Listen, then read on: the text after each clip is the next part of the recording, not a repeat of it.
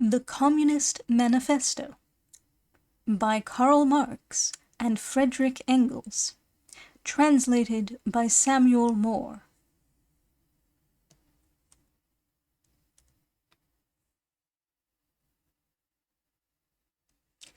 Preface.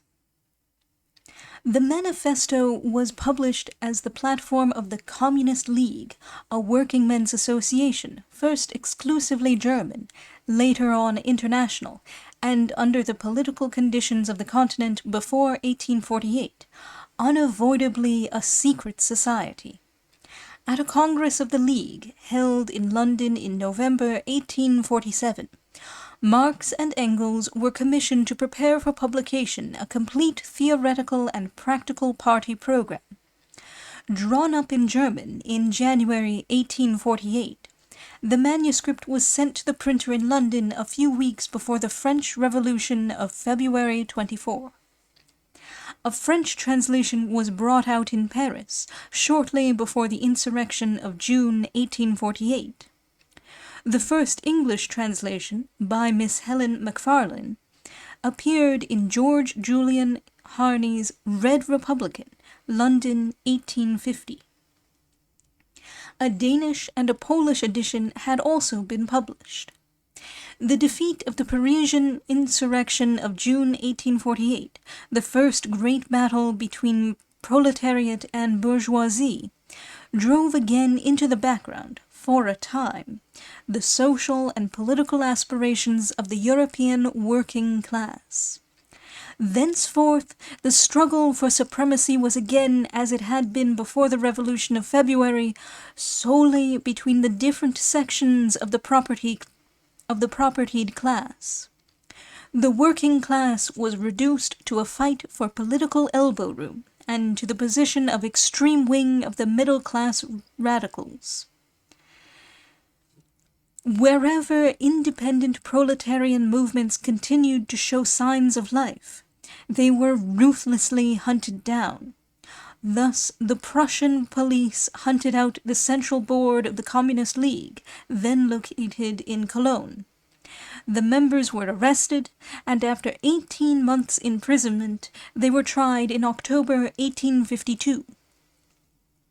This celebrated Cologne Communist trial lasted from October 4 till November 12. 7 of the prisoners were sentenced to terms of imprisonment in a fortress, varying from 3 to 6 years.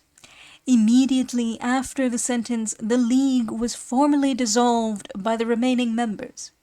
As to the Manifesto, it seemed thenceforth to be doomed to oblivion.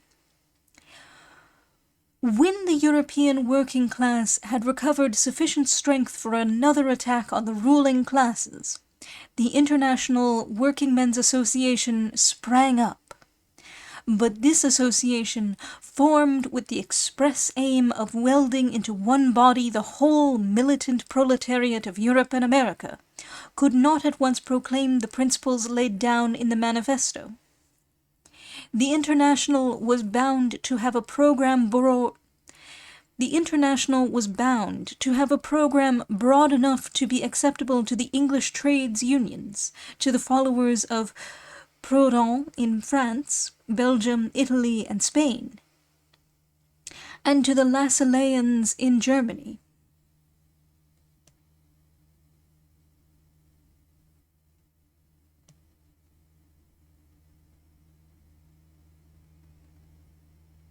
Footnote. Lassalle personally, to us, always acknowledged himself to be a disciple of Marx, and as such stood on the ground of the Manifesto. But in his public agitation, 1862 to 1864, he did not go beyond demanding cooperative workshops supported by state credit. Marx, who drew up this program to the satisfaction of all parties, entirely trusted to the intellectual development of the working class, which was sure to result from combined action and mutual discussion. The very events and vicissitudes of the struggle against capital, the defeats even more than the victories, could not help bringing home to men's minds the insufficiency of their various favorite nostrums. and preparing the way for a more complete insight into the true conditions of working-class emancipation. And Marx was right. The International, on its breaking up in 1874, left the workers quite different men from what it had found them in 1864. Proudhonism in France, Lassalleanism in Germany were dying out, and even the conservative English trades unions, though most of them had long since severed their connection with the International, were gradually advancing towards that point at which, last year at Swansea, their president could say in their name, "Continental socialism has lost its terrors for us." In fact, the principles of the Manifesto had made considerable headway among the working men of all countries.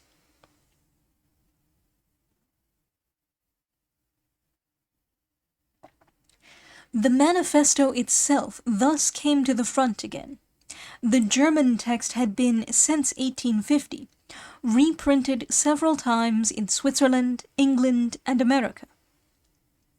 In 1872, it was translated into English in New York, where the translation was published in Woodhull and Claflin's Weekly. From this English version, a French one was made in Le Socialiste of New York. Since then, at least 2 more English translations, more or less mutilated, have been brought out in America, and one of them has been reprinted in England. The first Russian translation, made by Bakunin, was published at Herzen's Kolokol office in Geneva, about 1863. A second one, by the heroic Vera Zasulich, also in Geneva, 1882. A new Danish edition is to be found in Socialdemokratisk Bibliothek, Copenhagen, 1885. A fresh French translation in Le Socialiste, Paris, 1886. From this latter, a Spanish version was prepared and published in Madrid, 1886. The German reprints are not to be counted. There have been 12 altogether at the least. An Armenian translation, which was to be published in Constantinople some months ago, did not see the light, I am told, because the publisher was afraid of bringing out a book with the name of Marx on it, while the translator declined to call it his own production. Of further translations into other languages I have heard, but have not seen them. Thus, the history of the Manifesto reflects, to a great extent, the history of the modern working-class movement. At present it is undoubtedly the most widespread, the most international production of all socialist literature, the common platform acknowledged by millions of working men from Siberia to California. Yet, when it was written, we could not have called it a socialist manifesto. By socialists, in 1847, were understood, on the one hand, the adherents of the various utopian systems, Owenites in England, Fourierists in France, both of them already reduced to the position of mere sects, and gradually dying out. On the other hand, the most multifarious social quacks, who, by all manners of tinkering, profess to redress, without any danger to capital and profit, all sorts of social grievances. In both cases, men outside the working-class movement and looking rather to the educated classes for support. Whatever portion of the working classes had become convinced of the insufficiency of mere political revolutions, and had proclaimed the necessity of a total social change, that portion, then, called itself communist. It was a crude, rough-hewn, purely instinctive sort of communism. Still, it touched the cardinal point, and was powerful enough among the working class to produce the utopian communism, in France of Cabet, and in Germany of Wittling. Wait, it would be Wittling. And in Germany of Wittling. Thus, socialism was, in 1847, a middle-class movement. Communism, a working-class movement. Socialism was, on the continent at least, respectable. Communism was the very opposite. And as our notion from the very beginning was that the emancipation of the working class must be the act of the working class itself, there could be no doubt as to which of the two names we must take. Moreover, we have ever since been far from repudiating it. The Manifesto being our joint production, I consider myself bound to state that the fundamental proposition which forms its nucleus belongs to Marx. That proposition is that in every historical epoch, the prevailing mode of economic production and exchange, and the social organization necessarily following from it, form the basis upon which is built up, and from which alone can be explained, the political and intellectual history of that epoch. That consequently the whole history of mankind, since the dissolution of primitive tribal society, holding land in common ownership, has been a history of class struggles, contests between exploiting and exploited, ruling and oppressed classes. That the history of these class struggles forms a series of evolution in which nowadays a stage has been reached where the exploited and the oppressed class, the proletariat, cannot attain its emancipation from the sway of the exploiting and ruling class, the bourgeoisie, without, at the same time and once for all, emancipating society at large from all exploitation, oppression, class distinctions, and class struggles.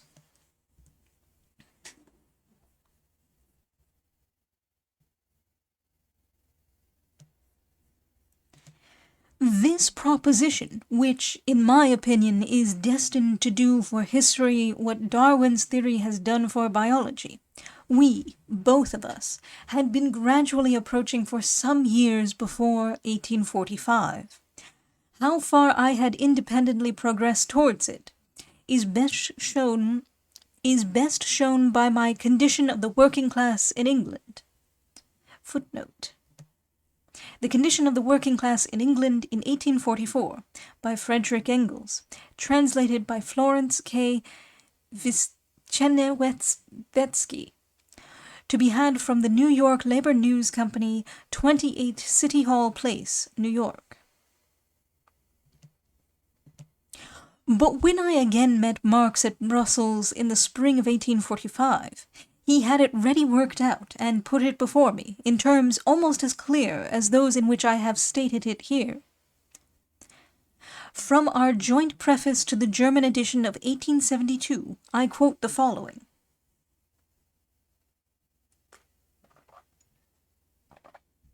However much the state of things may have altered during the last 25 years, the general principles laid down in this manifesto are, on the whole, as correct today as ever.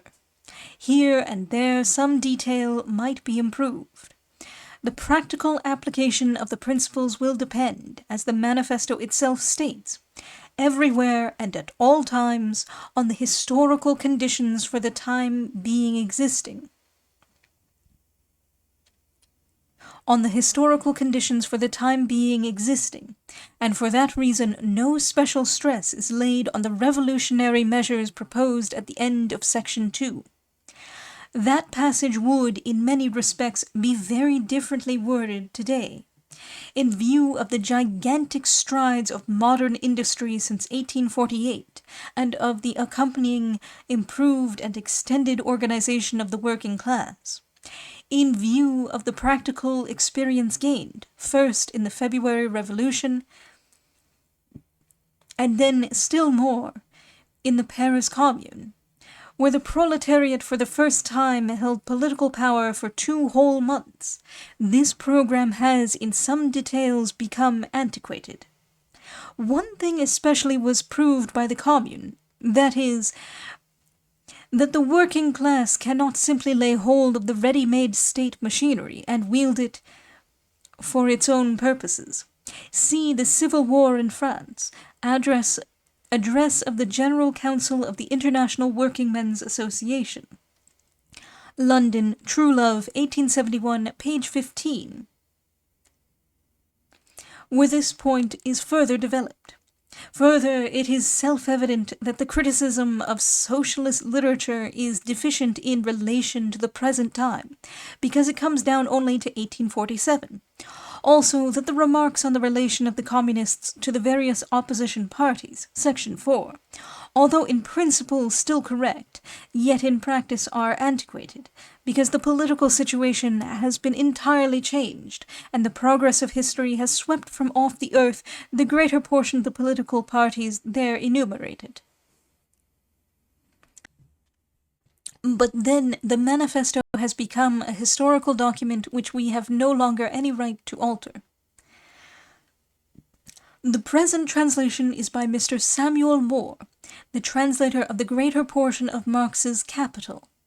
We have revised it, and I have added a few notes explanatory of historical allusions. Friedrich Engels, London, January 30, 1888.